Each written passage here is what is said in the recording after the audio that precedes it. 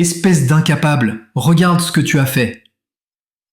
La voix de Cédric, tranchante comme une lame, déchira le silence respectueux du grand hall de Dubois Industries.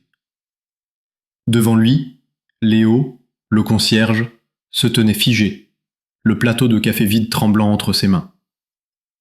Le liquide sombre avait éclaboussé les chaussures blanches immaculées d'Amandine, la fiancée de Cédric, créant une tache hideuse sur le cuir italien.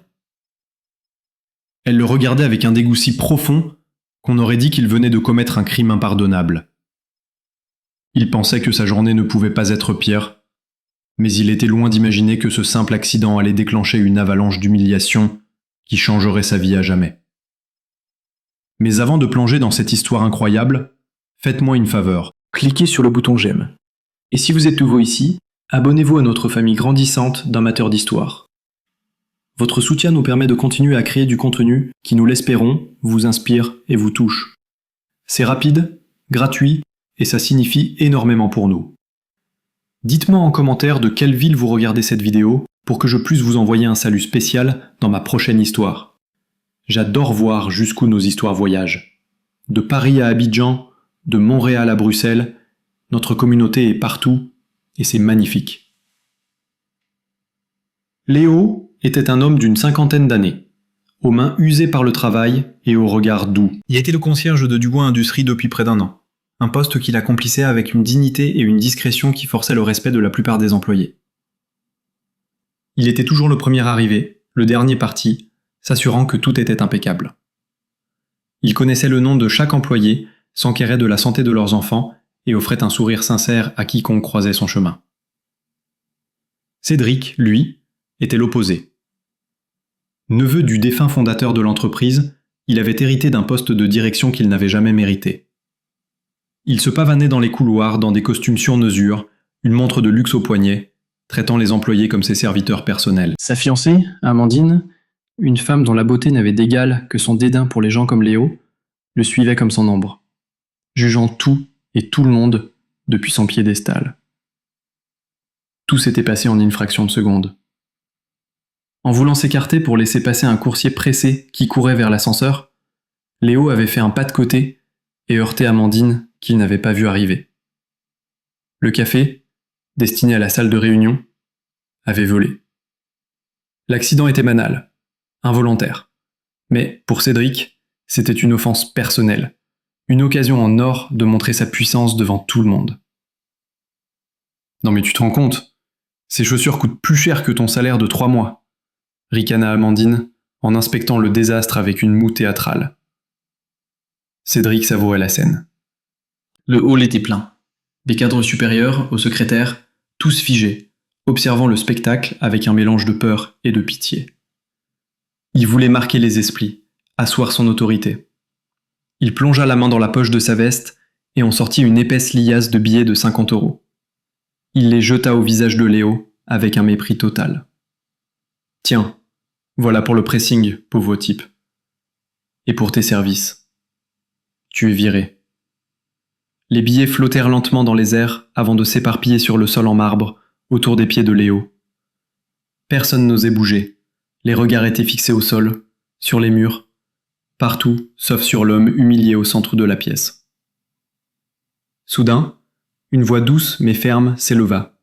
« Monsieur, ce n'était qu'un accident. » C'était Sophia, une mère célibataire qui travaillait dur à la cafétéria pour élever seule son jeune fils malade.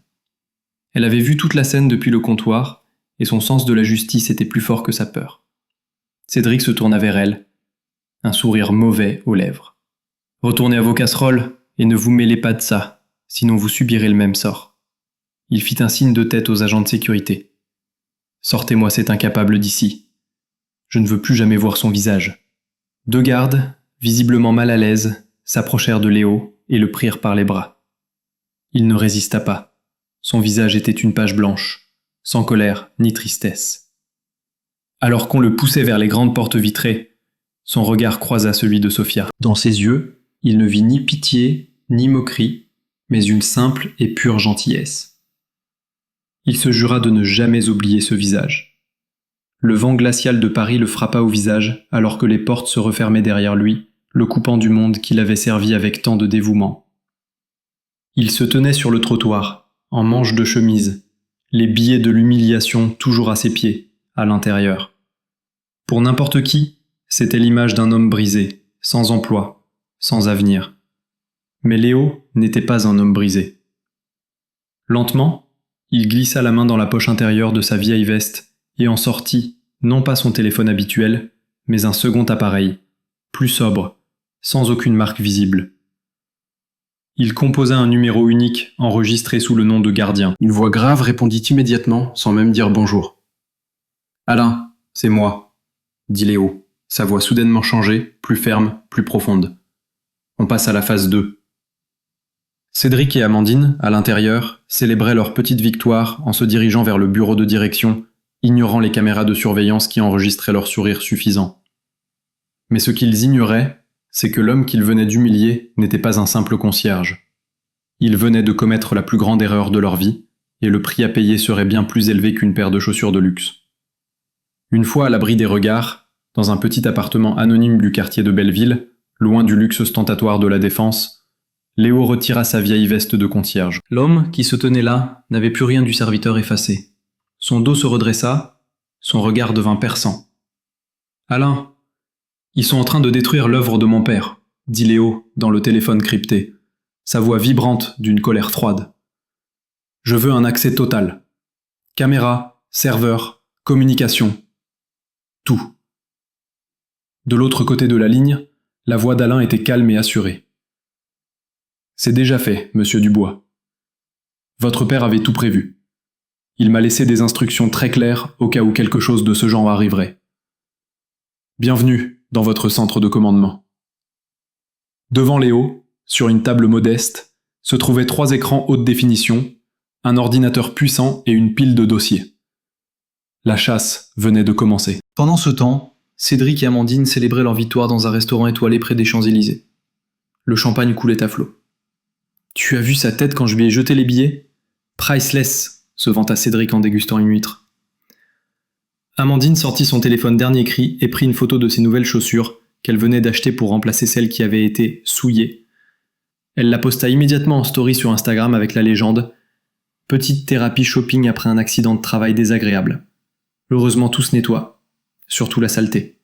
Hashtag luxe, hashtag Paris, hashtag nouvelle vie. » Elle éclata d'un rire cristallin et cruel. « Chérie, quand est-ce qu'on signe la vente avec Rivage Corp ? J'en ai marre de devoir côtoyer tous ces misérables. Je veux notre villa à Saint-Barthélemy. » Cédric leva sa coupe. « Très bientôt, ma reine. »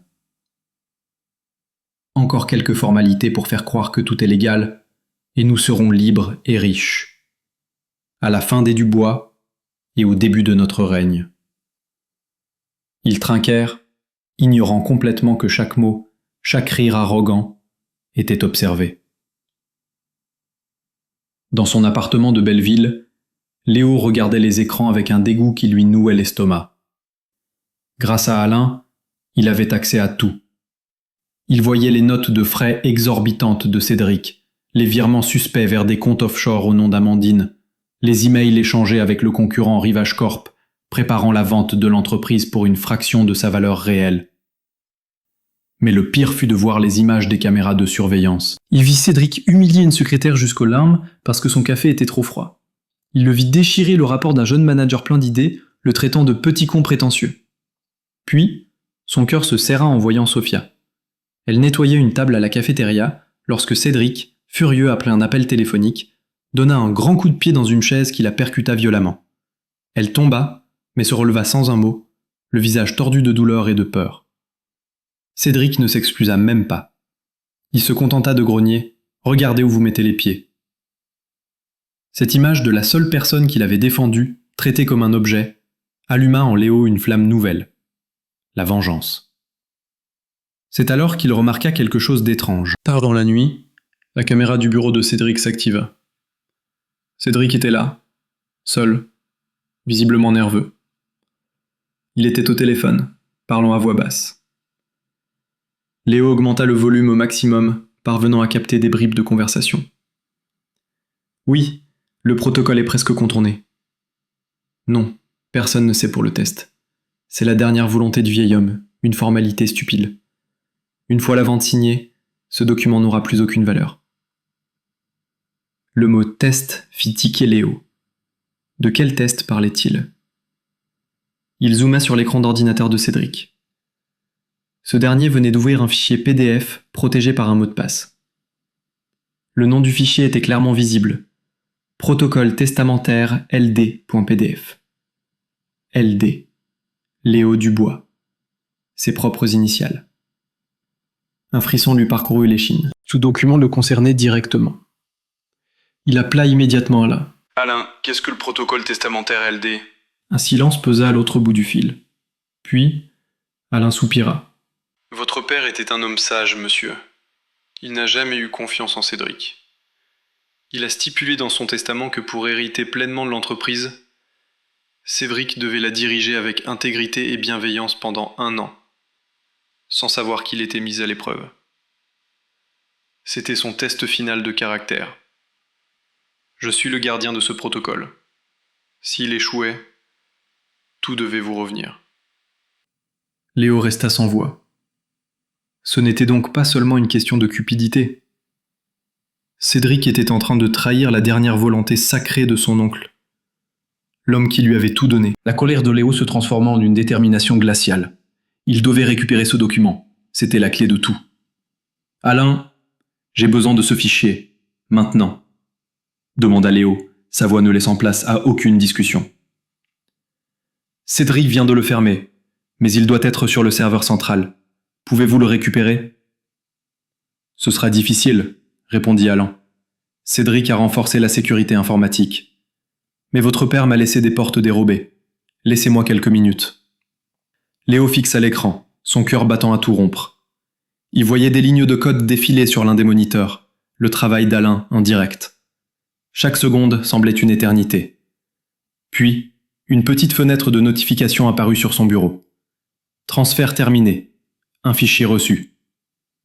Le fichier était là. Protocole testamentaire LD PDF. La preuve ultime de la trahison de Cédric et de son propre droit à réclamer ce qui lui appartenait. Sa main tremblait légèrement alors qu'il approchait la souris de l'icône du fichier. C'était plus qu'un simple document. C'était le testament de son père, le destin de centaines d'employés et le début de la fin pour Cédric et Amandine. Il prit une profonde inspiration et double-cliqua. Une fenêtre demanda un mot de passe. Il tapa instinctivement le nom de sa mère, décédée des années plus tôt. Le fichier s'ouvrit. Il commença à lire les premières lignes, puis son regard se figea sur un paragraphe en particulier, surligné en jaune par son père. Ses yeux s'écarquillèrent, son souffle se coupa. Ce n'était pas seulement un test. C'était un piège bien plus complexe et brillant qu'il ne l'avait jamais imaginé. Ce qu'il vit sur cet écran allait non seulement changer sa vie, mais aussi sceller le destin de Cédric et Amandine pour toujours. Le paragraphe surligné en jaune dans le testament de son père fit l'effet d'une bombe. Il ne s'agissait pas seulement d'un test de caractère pour Cédric, c'était un mécanisme de protection ingénieux. Son père, se méfiant de la cupidité de son neveu, avait inclus une clause secrète. Si Cédric tentait de vendre l'entreprise ou de commettre une fraude avérée durant l'année de probation, non seulement il perdrait tout droit à l'héritage, mais 51% des actions de l'entreprise seraient automatiquement transférées à une fondation caritative au nom de la mère de Léo. Mais 49% restants reviendraient à Léo lui-même, mais à une condition. Il devait prouver la fraude de Cédric de manière irréfutable. Son père ne lui avait pas seulement laissé une entreprise, il lui avait confié une mission. Léo ferma les yeux un instant, sentant le poids de cette responsabilité. Il ne s'agissait plus de vengeance personnelle, mais de justice. Il devait agir, et vite. Pendant que Léo élaborait sa stratégie, la vie de Sophia devenait un enfer quotidien. Depuis qu'elle avait osé prendre la défense de Léo, elle était devenue la cible préférée de Cédric et Amandine. Un jour, Amandine, en passant commande à la cafétéria, accidentellement renversa son café brûlant sur le comptoir, à quelques centimètres de la main de Sophia. « Oh, quelle maladroite je fais !» dit-elle avec un faux air désolé, avant d'ajouter à voix basse pour que seule Sophia l'entende. « C'est ce qui arrive quand on se mêle des affaires des autres. » Une autre fois, Cédric l'accusa publiquement d'avoir volé 10 € dans la caisse, Une somme dérisoire, mais l'humiliation fut immense. Il la força à vider son sac devant tout le monde. Bien sûr, il n'y avait rien. Il ne s'excusa pas, se contentant de dire « Considérez ça comme un avertissement ». Chaque soir, Sophia rentrait chez elle, les larmes aux yeux, pour retrouver son fils, le petit Lucas, dont l'état de santé fragile était sa seule raison de tenir. Elle ne savait pas que ses souffrances étaient observées, et qu'elles alimentaient la détermination d'un homme qui préparait sa riposte dans l'ombre. Léo, depuis son centre de commandement, voyait tout. Chaque humiliation infligée à Sophia était comme un coup de poignard dans son propre cœur. Il se sentait coupable de l'avoir involontairement mise dans cette situation. C'est alors qu'il décida d'agir. En parcourant les réseaux sociaux d'Amandine pour collecter des preuves de son train de vie extravagant, il tomba sur une publication qui le glaça. C'était une cagnotte en ligne, partagée par une amie de Sophia, pour aider à financer une opération chirurgicale urgente pour Lucas. Le montant nécessaire était de 50 000 €, une somme astronomique pour une mère célibataire. La cagnotte stagnait à peine à 2 000 €. Sans hésiter, Léo prit une carte bancaire prépayée et anonyme, un des nombreux outils que son père lui avait laissés, et fit un don. Il tapa le montant restant. 48 000 €. Le message qu'il laissa avec le don était simple. Pour un petit guerrier, de la part d'un ami. Le lendemain, il observa sur les caméras la réaction de Sophia. Elle était devant son ordinateur à la cafétéria pendant sa pause, et il la vit soudain éclater en sanglots. Des larmes de pure joie et de soulagement. Ce moment lui donnait une force nouvelle. Il savait pourquoi il se battait. La collecte de preuves devint son unique obsession. Il transforma son petit appartement en une véritable ruche d'informations. Il enregistra chaque appel téléphonique suspect de Cédric grâce au logiciel espion installé par Alain. Il fit des captures d'écran des conversations WhatsApp entre Cédric et Amandine, où il se moquait des employés et planifiait leur avenir luxueux. Encore 2 semaines et on sera sous les cocotiers, loin de ces cafards, écrivait Cédric. Il intercepta les notifications bancaires d'Amandine, qui montraient des dépenses folles dans les boutiques de l'avenue Montaigne, payées avec une carte de crédit de l'entreprise. Mais la pièce maîtresse manquait encore. La preuve physique du contrat de vente frauduleux avec Rivage Corp. Il savait que Cédric était trop arrogant pour ne pas garder une copie papier dans son bureau, comme un trophée. Il devait s'y introduire. L'occasion se présenta une nuit où Cédric et Amandine assistaient à un opéra. Un événement qu'Amandine n'avait pas manqué de documenter avec une dizaine de stories Instagram. Soirée culturelle, #Opéra Garnier, #La vie parisienne, avait-elle légendé une photo d'elle, rayonnante. Pendant qu'ils écoutaient Mozart, Léo, vêtu de noir, se glissa dans le bâtiment de Dubois Industries avec l'aide d'Alain qui désactiva les alarmes. Le silence dans les couloirs était pesant. Arrivé devant le bureau de Cédric, il sentit son cœur battre la chamade.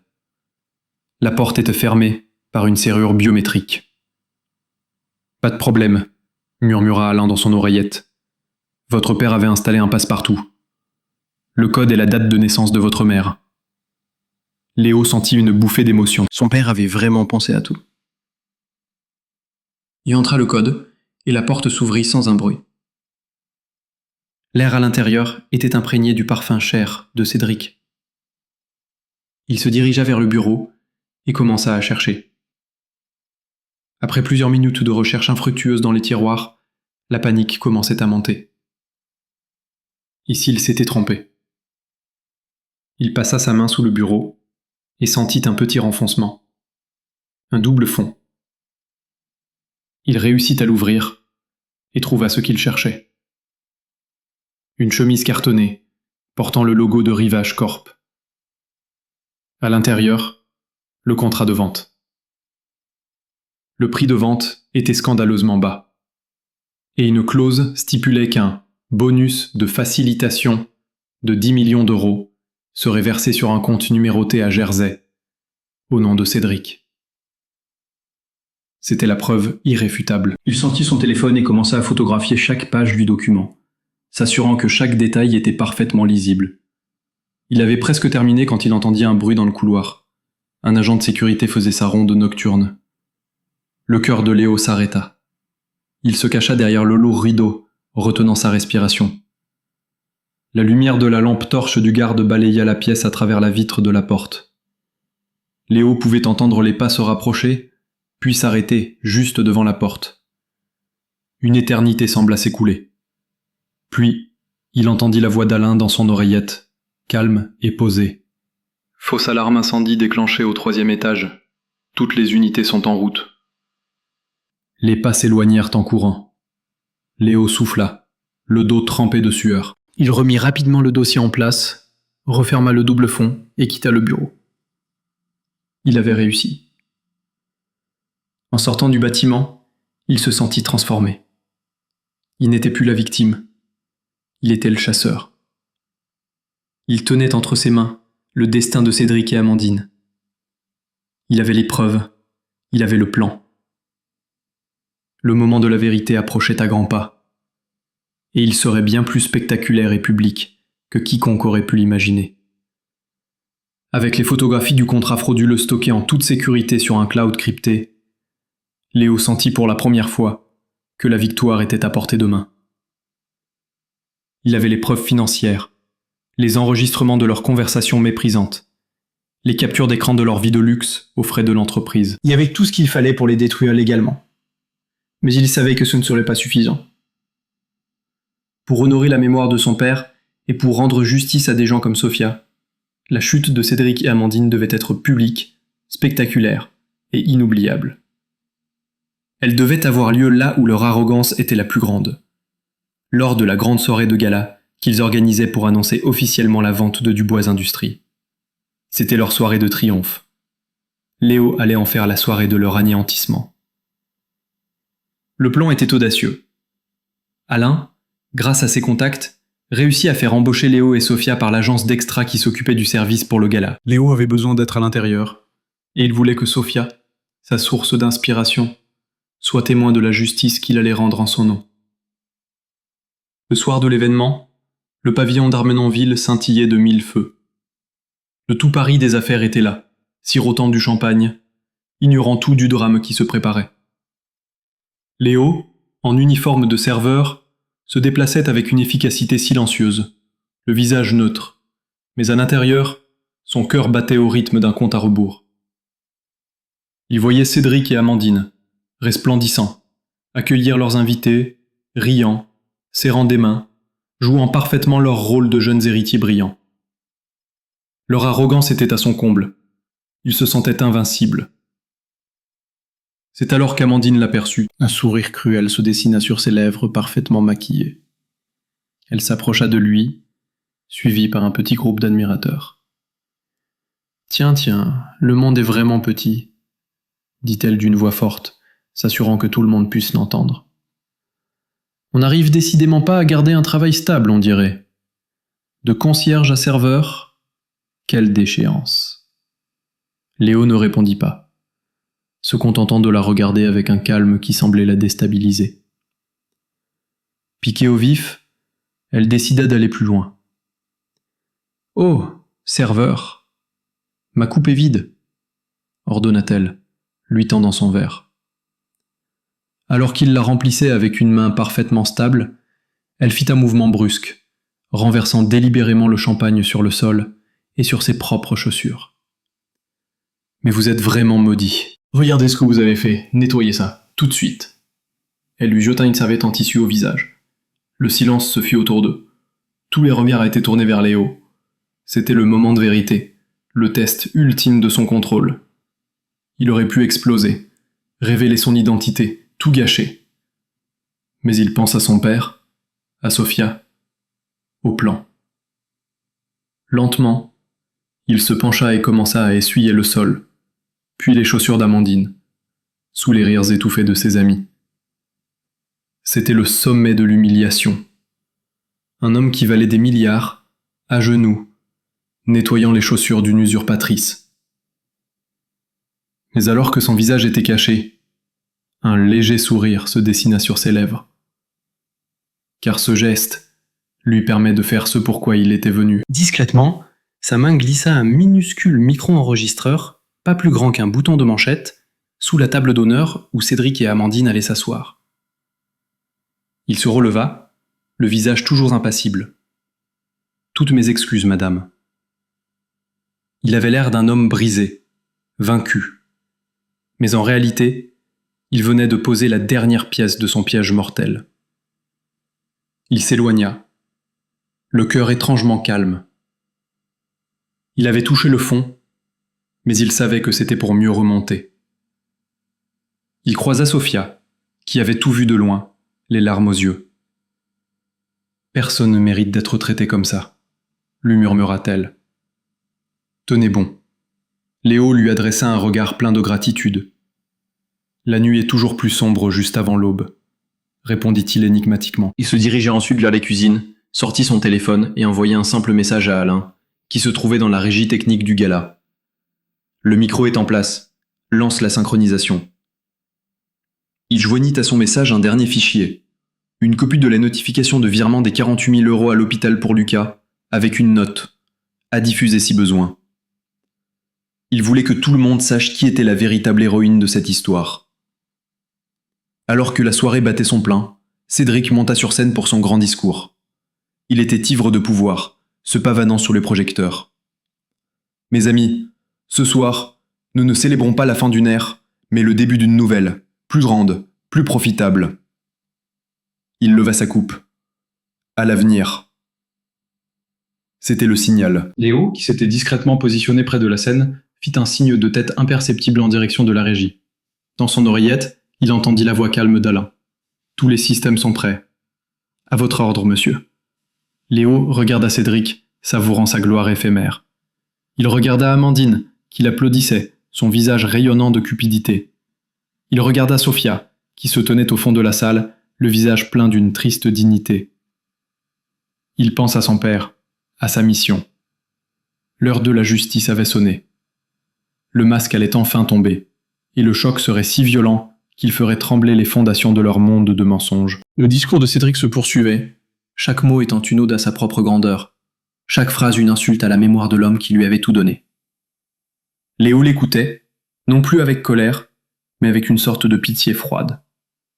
Cédric était un homme vide, gonflé d'orgueil, et sa chute n'en serait que plus spectaculaire. Dans son oreillette, Alain confirma.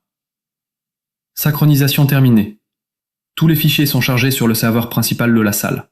Vidéo, audio, documents, tout est prêt à être projeté sur l'écran géant. J'ai aussi pris le contrôle du système de sonorisation. Nous sommes prêts. Léo jeta un dernier regard à la scène, puis se dirigea vers les cuisines, son travail de serveur terminé. Le vrai spectacle allait bientôt commencer. Dans les coulisses, l'atmosphère était électrique. Léo rejoignit Alain, qui avait quitté la régie pour superviser les dernières étapes en personne. Alain, cet homme d'une loyauté sans faille, lui tendit une tablette. « Voici le tableau de bord, monsieur Dubois. Vous avez le contrôle total. Un seul bouton pour lancer la séquence. J'ai également envoyé une copie cryptée de l'intégralité du dossier à Maître Durand, l'avocat de votre père, ainsi qu'à une journaliste d'investigation de confiance du journal Le Monde. Ils attendent votre signal pour publier. » Léo prit la tablette, ses doigts effleurant l'écran. C'était l'âne de sa justice, froide et numérique. Il regarda Alain.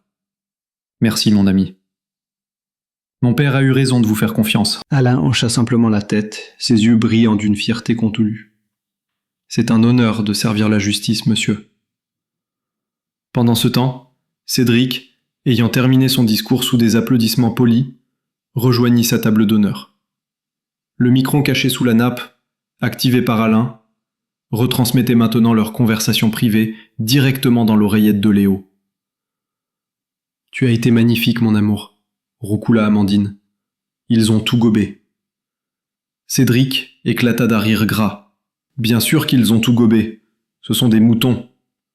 Dans 1 heure, le contrat avec Rivage Corp sera signé, et nous serons à des millions de kilomètres de cette médiocrité. » Il se pencha vers elle. « Et pour notre petit serveur, j'ai une dernière surprise.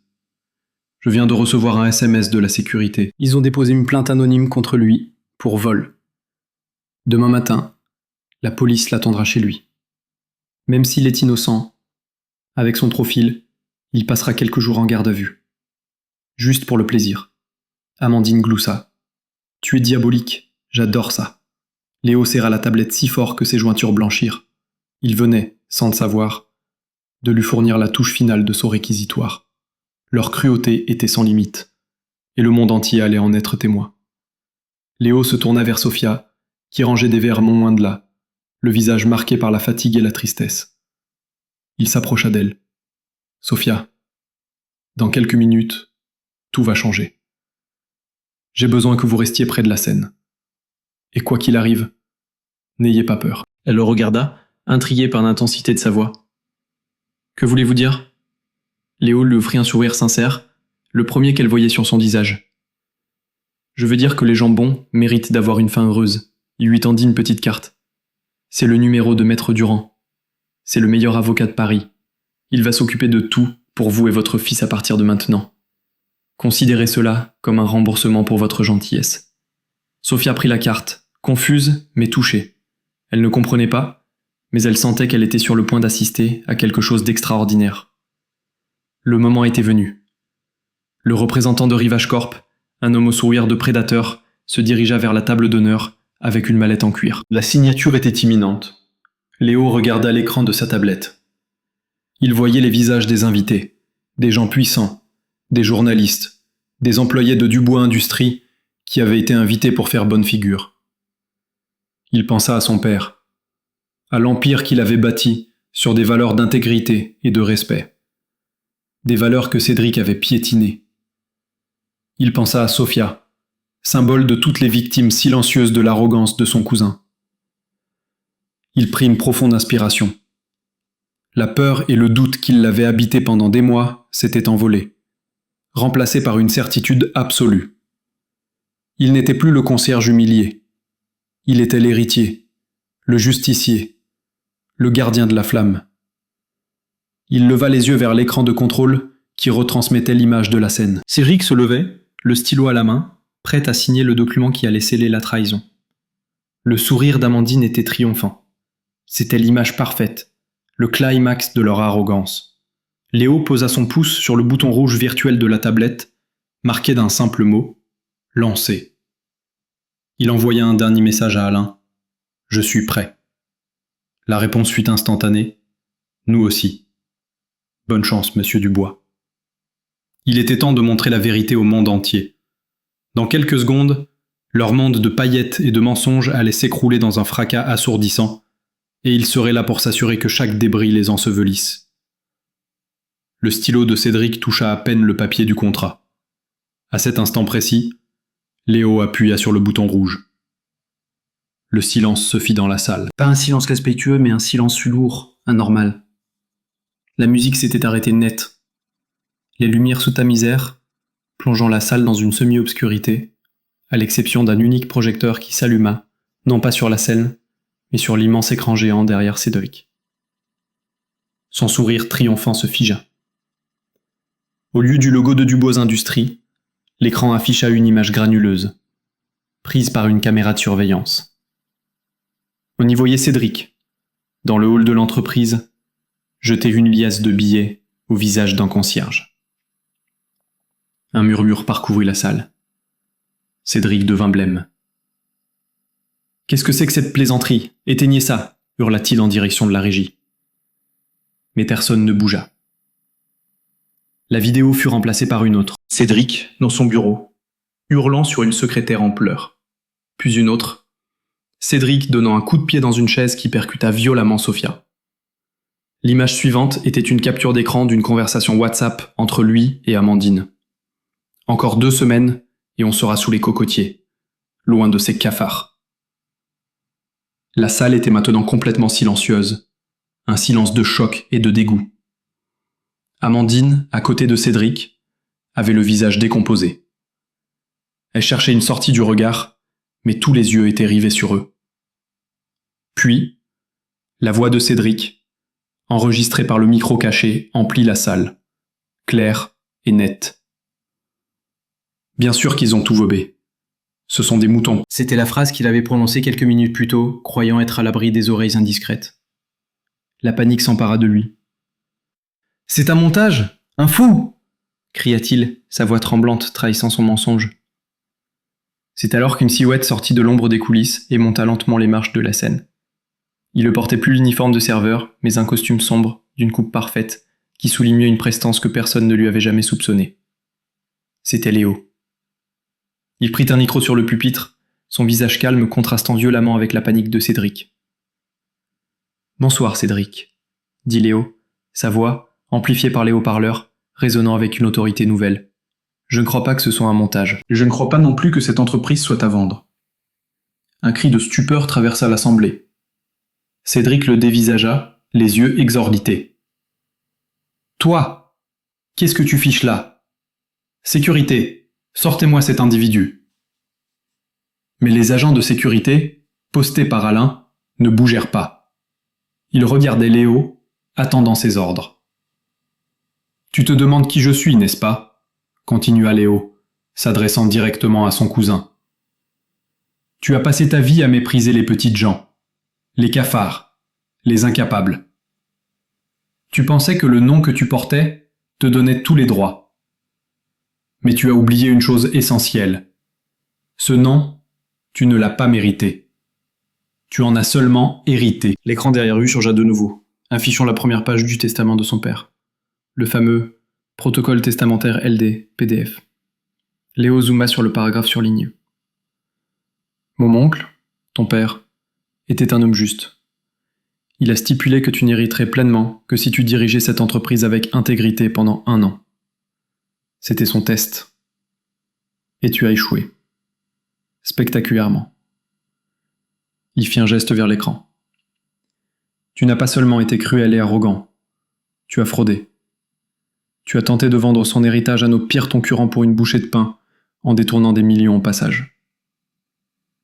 L'écran afficha alors les photographies du contrat de vente, les relevés des comptes offshore, chaque preuve irréfutable de sa trahison.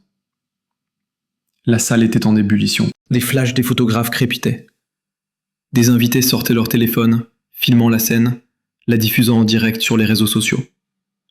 Le hashtag #DuboisGala devenait viral. Amandine, réalisant que tout était perdu, tenta de s'éclipser discrètement. Mais 2 agents de sécurité lui barrèrent poliment le passage. Cédric, acculé, perdit tout contrôle. « Et alors, qui es-tu pour me juger ? Un misérable concierge, tu n'es rien !» C'est le moment que Léo attendait. Il sourit tristement. « C'est là que tu te trompes, Cédric. Je ne suis pas un concierge. » Il se tourna vers l'assemblée. « Mesdames et messieurs, pour ceux qui ne me connaissent pas, permettez-moi de me présenter. Je m'appelle Léo Dubois. Je suis le fils unique de Léo Dubois Senior, le fondateur de cette entreprise, et j'en suis le propriétaire légitime. » Le choc fut total, assourdissant. Un silence de mort suivi d'une explosion de murmures et d'exclamations.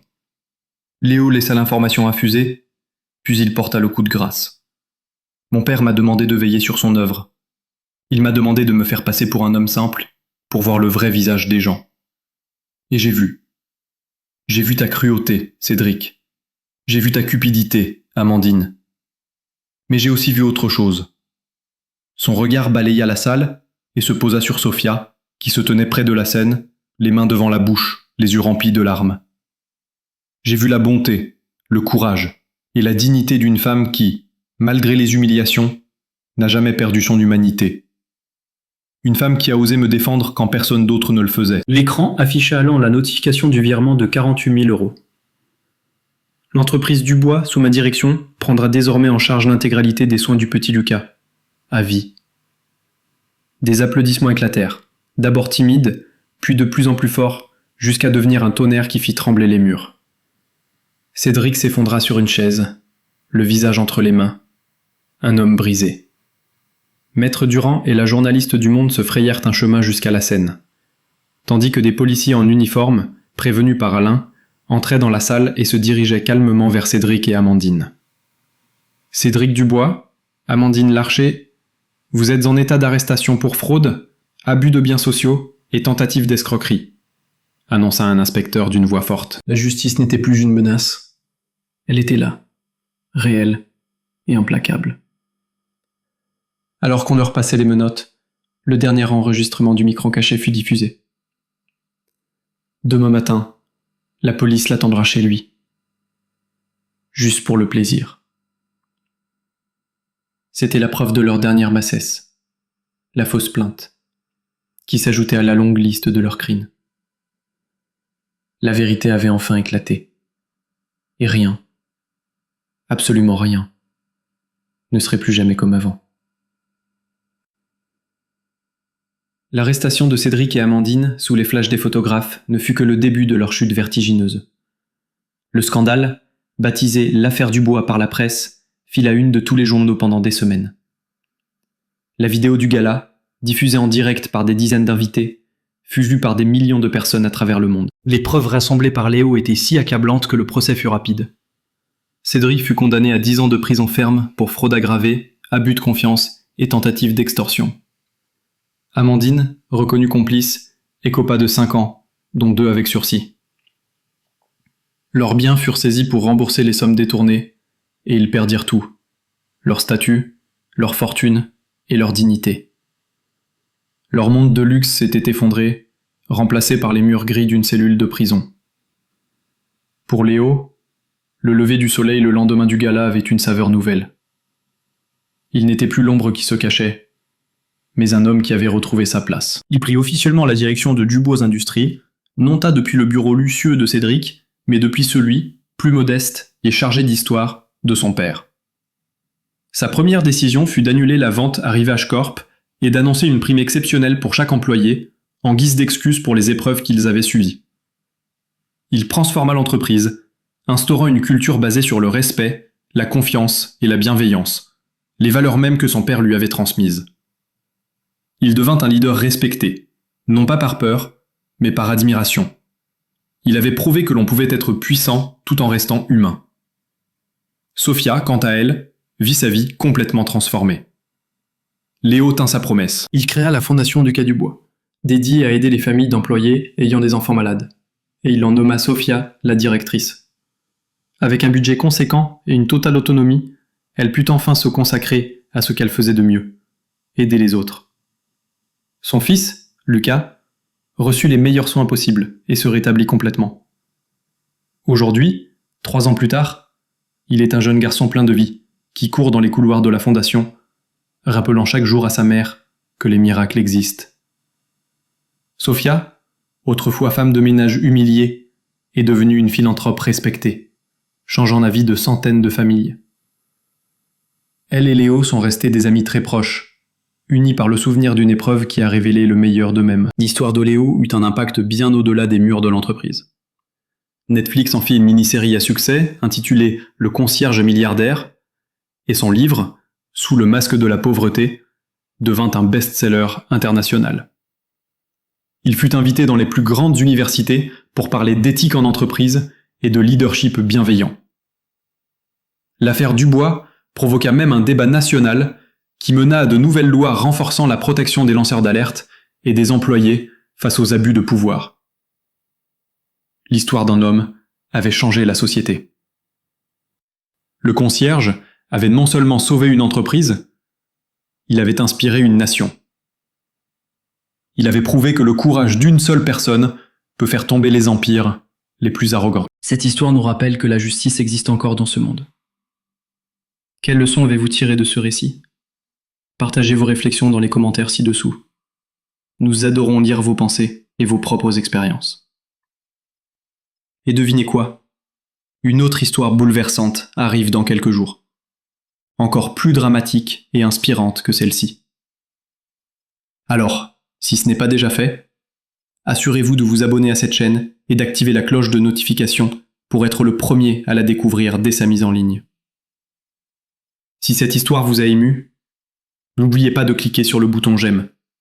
Cela nous aide énormément à faire découvrir ces récits de justice à d'autres personnes qui en ont besoin. Et surtout, partagez cette vidéo avec vos amis et votre famille, car on ne sait jamais qui a besoin d'entendre ce message d'espoir aujourd'hui. Parfois, une seule histoire peut changer la perspective de quelqu'un sur la vie.